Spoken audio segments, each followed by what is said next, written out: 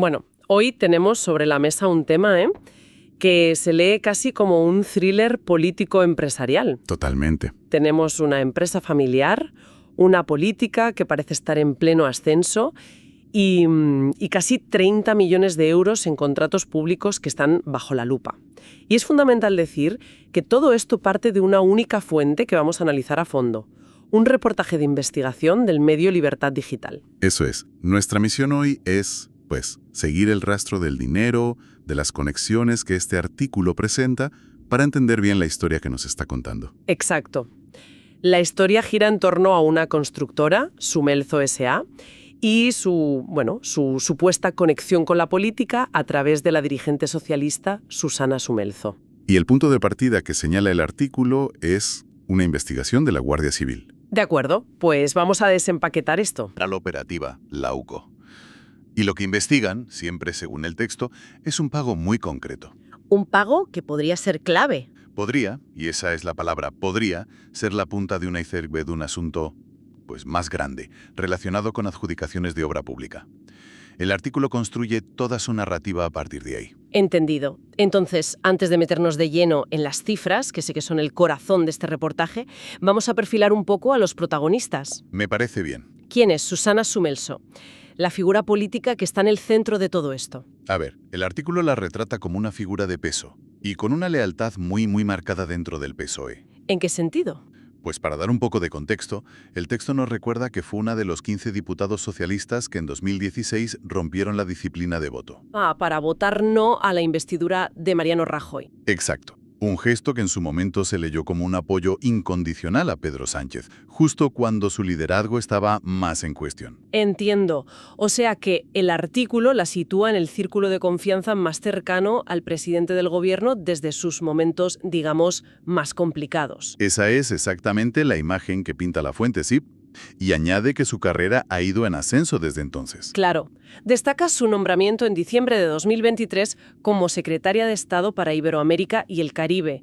El reportaje la presenta no como una figura secundaria, para nada, sino como alguien relevante en el organigrama actual. Vale.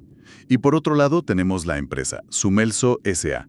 ¿Cuál es el vínculo exacto que describe el artículo? Pues es un vínculo familiar directo. La constructora, según se explica, pertenece a su padre y a su hermano.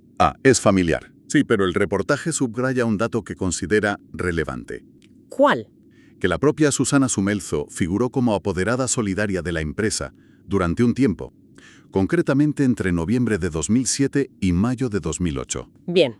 Establecido ese nexo político familiar, volvamos a la investigación de la UCO. ¿Has dicho que se centraba en un pago muy concreto? Sí, y aquí es donde el relato del artículo adquiere un tono más judicial. Habla de un pago de 12.100 euros de Sumelzo S.A. a otra constructora, Servinavar. ¿Y quién es Servinavar? Pues el texto establece una conexión política también para esta segunda empresa. La vincula al empresario Antón Alonso y al que fue secretario de organización del PSOE, Santos Cerdán. Un momento. Un pago de 12.100 euros. No parece una cifra astronómica en el mundo de la construcción, ¿no? ¿Por qué le da tanta importancia al artículo? Esta es una pregunta clave, sí. La importancia que le da la fuente no está en la cuantía, sino en la hipótesis que, según afirma, maneja la UCO. El artículo expone que la Guardia Civil investiga si ese pago podría ser en realidad una comisión. ¿Una comisión a cambio de adjudicaciones públicas? Exacto. Una supuesta comisión a cambio de futuras adjudicaciones. Y hay que insistir mucho en esto. El texto lo presenta como la hipótesis de la investigación, como una sospecha que sirve de detonante para toda la historia. Precisamente. Entendido. Es la acusación potencial lo que es grave, no tanto el importe. Y a partir de esa sospecha, el artículo abre el foco y empieza a analizar el historial de contratos de la empresa. Exacto. Ese es el hilo del que tira el reportaje para desplegar el grueso de su investigación. Los números. Y aquí es donde la cosa se pone, realmente interesante. La cifra global que lanza el artículo es contundente, mucho. Desde que Pedro Sánchez es presidente, en junio de 2018, la empresa familiar de Sumelzo habría recibido cerca de 40 contratos públicos, por un valor total de casi 29 millones de euros. Y añade un matiz que es, la tesis central del reportaje. ¿Cuál? Que todas las adjudicaciones provienen de administraciones gobernadas por el PSOE. Antes de desglosar eso, hablemos de la cifra, 29 millones de euros. Para ponerla en perspectiva, ¿es una cifra de facturación normal para una constructora? Pues de ámbito regional o familiar. Esa es la pregunta que el artículo deja flotando en el aire. No ofrece una comparativa con otras empresas del sector, lo cual, sería un dato muy útil. Claro. En su lugar, lo que hace es centrar la narrativa en el crecimiento exponencial de la empresa a partir de un momento muy, muy concreto. El argumento implícito es que ese volumen, y sobre todo la velocidad a la que se alcanza, no es algo casual. Esa es la idea que transmite. De acuerdo, pues sigamos esa narrativa de crecimiento que dibuja el artículo. En lugar de ir año por año, que puede ser un poco denso, vamos a ver los grandes hitos que señala. ¿Cómo empieza todo? El punto de partida que establece el texto es la segunda mitad de 2018. Lo describe como un comienzo, modesto. Modesto. Sí. Se mencionan 2 contratos de la Confederación Hidrográfica del Ebro, la CHE, que suman unos 96.000 euros. Es como la foto del antes. Menos de 100.000 euros. Vale. ¿Y cuál es el primer punto de inflexión? El primer punto de inflexión, y es un salto de escala brutal, llega justo al año siguiente, en 2019. A ver. El artículo afirma que la facturación en contratos públicos de la empresa se dispara a más de 5,2 millones de euros. Un momento. De menos de 100.000 a más de 5 millones en un año. Sí, sí. Eso no es un crecimiento orgánico, es una transformación completa del negocio. Es un cambio de liga, literalmente. El artículo explica a qué se debe ese salto. ¿Es un solo contrato o son muchos pequeños? Pues según el texto, el grueso de esa cifra viene de una única y gran adjudicación. ¿Una sola? Una sola, de casi 5 millones de euros. Y viene de una comunidad de regantes que a su vez depende de esa misma Confederación Hidrográfica del Ebro. La que ya había aparecido en 2018. La misma. El reportaje pone el foco en ese salto como el momento clave en el que la facturación de la empresa cambia de dimensión por completo. Vale, después de esa explosión en 2019, ¿la cosa se mantiene? ¿O fue algo puntual? Lo que el artículo describe a continuación es una fase de consolidación en ese nuevo nivel. En 2020, en pleno año de pandemia, la cifra que da es de 2,1 millones de euros. En 2021, sube a 2,9 millones. Ya no son los 5 millones de 2019, pero la empresa está operando, según estos datos, en una escala millonaria que no tenía antes de 2018. Y llegamos al que, por lo que veo en el esquema, es el año récord. Sí, el año 2022 es el pico de facturación que menciona el reportaje. Alcanza los 7,7 millones de euros. Casi 8 millones. Casi 8. Y aquí, las adjudicaciones que se citan provienen directamente de 2 ministerios, el de Transición Ecológica y el de Defensa. Un momento, paremos aquí un segundo para recapitular la trayectoria que nos está pintando la fuente. Claro. Empezamos por debajo de 100.000 euros. Un año después, salta a más de 5 millones.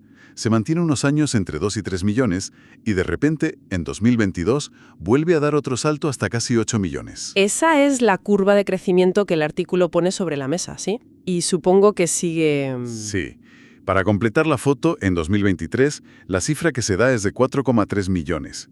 Lo interesante de ese año, según el texto, es que se diversifican los pagadores, de los que podemos hablar ahora. Vale. E incluso se proyecta hacia adelante. Afirma que en lo que va de 2024 y con contratos ya firmados para 2025, la suma de adjudicaciones sigue en esa línea millonaria. O sea, lo que el artículo está dibujando es un ecosistema de contratos que abarca desde el gobierno central hasta administraciones más locales. No es un único grifo, sino varios. Eso es. ¿Podemos identificar a esos pagadores recurrentes? Claro, y agruparlos ayuda a entender el argumento de la fuente. El organismo que más se repite, el actor principal, es sin duda el Ministerio para la Transición Ecológica. Vale. Los contratos llegan a Sumelzo S.A. a través de entidades que dependen de él, como la Confederación Hidrográfica del Ebro, que ya hemos visto que es clave, o la Dirección General del Agua. Y el segundo gran pagador a nivel estatal que se menciona, si no me equivoco, es el Ministerio de Defensa. Correcto. El ministerio dirigido por Margarita Robles aparece varias veces en el listado del reportaje. Como adjudicador de contratos importantes. Sí, especialmente en ese año pico de 2022. También se menciona, aunque con menor peso, al Ministerio de Vivienda, a través de la entidad pública de suelo, SEPES. Y luego el artículo baja al nivel regional y local, ¿verdad? Sí, y aquí se centra geográficamente en Aragón, de donde es Susana Sumelzo. El texto destaca 2 administraciones de forma recurrente. ¿Cuáles? La Diputación Provincial de Zaragoza, de la que señala que está presidida por un socialista, y el Ayuntamiento de Égea de los Caballeros. Sobre este ayuntamiento, el artículo hace una puntualización, ¿no es así? Sí, hace un apunte que considera significativo. Subraya que la alcaldesa de Égea de los Caballeros, Teresa Ladrero, es también la líder del PSOE en la provincia de Zaragoza. Claro, otro de esos detalles con los que el reportaje busca reforzar su tesis de una red de conexiones políticas. Exacto. Entonces, si atamos todos los cabos que presenta el artículo, ¿la narrativa es bastante clara? Clarísima. El artículo de Libertad Digital presenta una acumulación de datos, una investigación de la UCO, un vínculo familiar, una trayectoria política y sobre todo una lista detallada de contratos, para construir un argumento. Para construir un argumento, sí. Y ese argumento es que existe un patrón de adjudicaciones recurrentes y millonarias desde un conjunto diverso de administraciones gobernadas por el PSOE hacia la empresa familiar de una dirigente destacada de ese mismo partido. Y recalquemos, para que quede meridianamente claro, que esta es la historia y la interpretación que se extrae de la fuente que estamos analizando. Por supuesto. No estamos validando ni desmintiendo, sino exponiendo el caso que construye el reportaje. Ese es el ejercicio. Nuestro objetivo es desgranar la información tal y como se presenta, con los datos que aporta y las conclusiones que sugiere. Bien, pues hagamos un resumen final para tener la foto completa. Hemos desglosado un artículo que parte de una investigación de la UCO sobre un pago de 12.100 euros. Eso es. A partir de ahí se centra en la figura de la socialista Susana Sumelzo y su vínculo familiar con la constructora Sumelzo S.A.